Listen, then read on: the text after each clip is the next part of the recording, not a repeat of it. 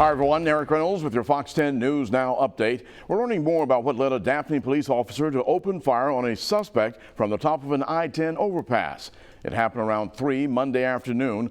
Police say the suspect, 29-year-old Johnny Simmons, opened fire on officers near the Alligator Alley boardwalk. A witness says that he heard at least 10 shots before he could get to safety. There was a police officer stopped in the middle of the road. His lights came on right then. I was probably 10 feet away, and he started opening fire and screaming, "Drop the gun." Police say that Simmons was hit by at least one bullet and had to be life-flighted to a Mobile hospital. He's expected to survive. We're told that no officers were hit or injured. No word yet on what charges that Simmons will face.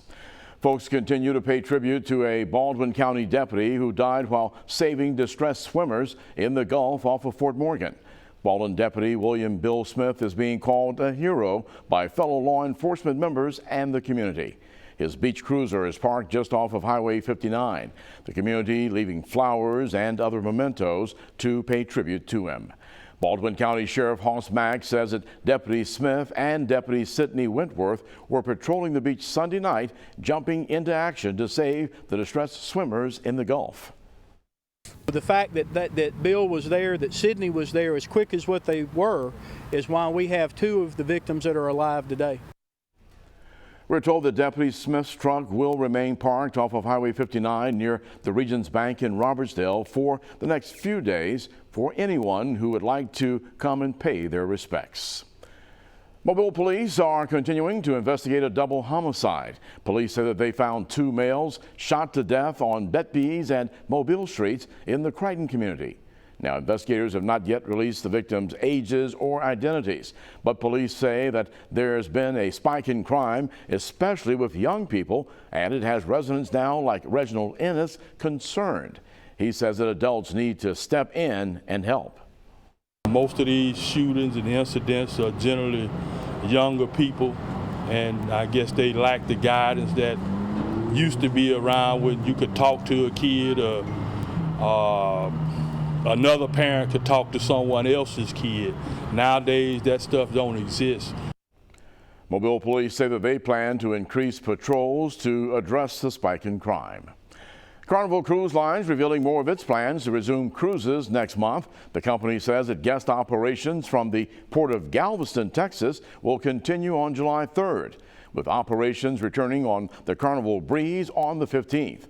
The cruises will welcome guests who have received their final dose of a COVID-19 vaccine at least 14 days before the start of the cruise. They must also have proof of vaccination.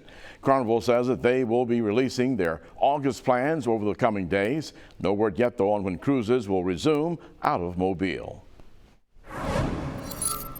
I'm meteorologist Michael White with your Fox 10 Storm Tracker report, and we look at the radar before 4:30 in the morning, and there is a stray shower around parts of Okaloosa County between Crestview and Fort Walton Beach. Most of the rain very light. Of course, you know, in this kind of humid air mass, showers can pop up at any given point, and we're going to see some this morning. We're going to see some popping up at midday, some in the afternoon.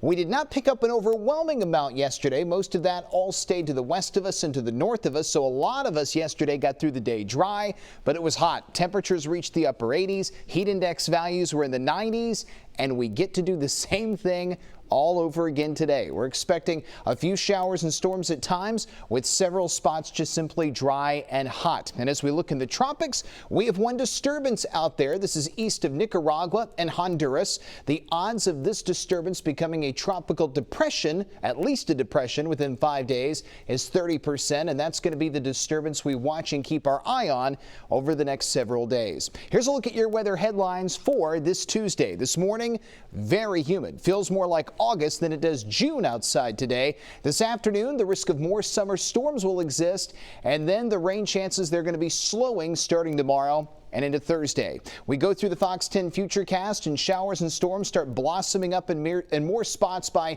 noon today. Coastal spots actually have a pretty decent chance of pop-up summer storms. Heavy rain and lightning, as most of you know, are the primary threats. We see the coverage growing with the heating of the day, and then as we get to the nighttime hours, we'll see a lot of those showers and storms fading away, but new ones could be blossoming up just to the west of our area. Here's a look at how the next 7 days stack up. 40% coverage is what we're going with today, 20% from Wednesday all the way through Saturday. High temperatures will be in the upper 80s, but with the high humidity, it will feel more like temperatures are in the 90s, and we'll have a few scattered storms at times over the weekend and into next week. We'll be talking much more about your weather throughout the day right here on Fox 10 News Now.